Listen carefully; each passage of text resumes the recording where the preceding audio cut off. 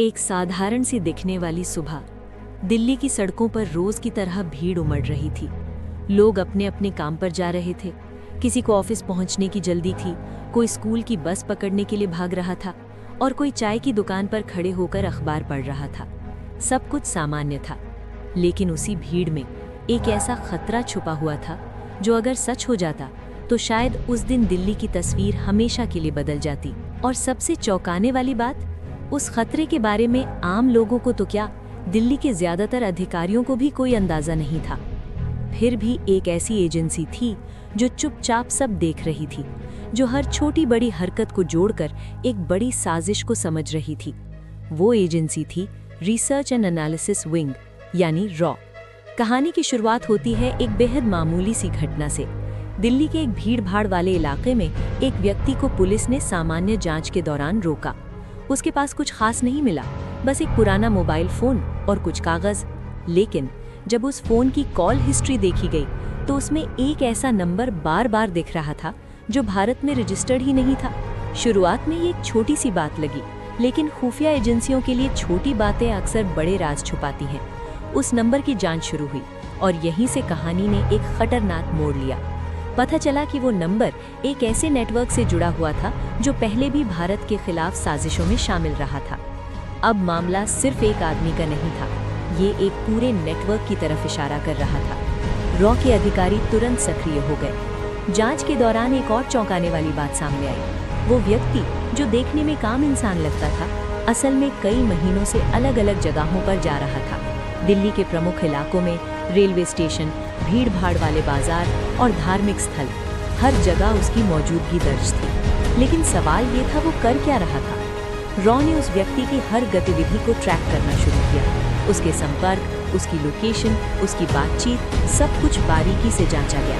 और धीरे धीरे जो तस्वीर सामने आई वो बेहद डरावनी थी। ये सिर्फ एक व्यक्ति नहीं था, बल्कि एक पूरा आतंकी मॉड्यूल सक्रिय था, जिसका मकसद था दिल्ली में एक बड़ा हमला करना।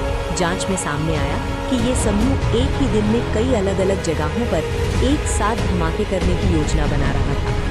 लक्ष्य थे भीड़-भाड़ वाले बाजार, सार्वजनिक परिवहन और कुछ धार्मिक स्थल। मकसद साफ था, अधिकतम नुकसान और देश में डर का माहौल। अब स्थिति बेहद गंभीर हो चुकी थी।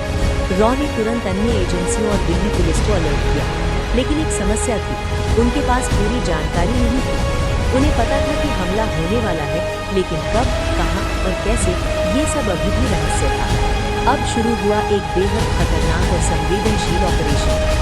एजेंट्स ने गुप्त रूप से संदिग्धों पर नजर रखना शुरू किया। कई लोग आम भीड़ में घुल मिल गए। कोई दुकानदार बन गया, कोई रिक्शा चालक, तो कोई राहगीर। हर कोई बस एक ही चीज ढूंढ रहा था, साजिश का अंतिम सुराग। आखिरकार एक दिन एक संदिग्ध ने एक छोटी सी गलती कर दी। उसने एक ऐसी जगह कॉल किया जो पहले से ही निगरानी में थी। इस कॉल को ट्रैक किया गया और वहीं से पूरे नेटवर्क का असली ठिकाना सामने आ गया। अब समय था कार्रवाई का। दिल्ली पुलिस और स्पेशल यूनिट्स ने रॉ की जानकारी के आधार पर कई जगहों पर एक साथ छापेमारी की। जो मिला वो किसी के भी रोंगटे खड़े कर दे। विस्फोटक सामग्री, टाइमर डिवाइस, नक्शे और भीड़-भाड़ वाले इलाकों की तस्वीरें। ये साफ था कि हमला बस कुछ ही दिनों दूर था। कई संदिग्धों को गिरफ्तार किया गया और जब उनसे पूछताछ शुरू हुई तो जो जानकारी सामने आई वो और भी चौंकाने वाली थी। ये साजिश सिर्फ दिल्ली तक सीमित नहीं थी, बल्कि इसका कनेक्शन देश के बाहर बैठे कुछ संगठनों से भी जुड़ा हुआ था। पूछताछ में पता चला कि ये हमला भारत के एक महत्वपूर्ण त्योहार के दौरान करने की योजना थी, ताकि अधिकतम भीड़ हो और नुकसान ज्यादा से ज्यादा हो सके। अगर ये साजिश सफल हो जाती तो न जाने कितने निर्दोष लोगों की जान चली जाती। लेकिन ऐसा नहीं हुआ, क्योंकि कुछ लोगों ने चुपचाप बिना किसी शोर के इस साजिश को खत्म कर दिया। इस पूरी कार्रवाई ने एक बड़े आतंकी हमले को होने से पहले ही रोक दिया। इस ऑपरेशन में शामिल एजेंट्स के नाम आज भी सार्वजनिक नहीं हैं। वे आज भी हमारे बीच एक आम इंसान की तरह जी रहे हैं, लेकिन उनके काम असाधारण है।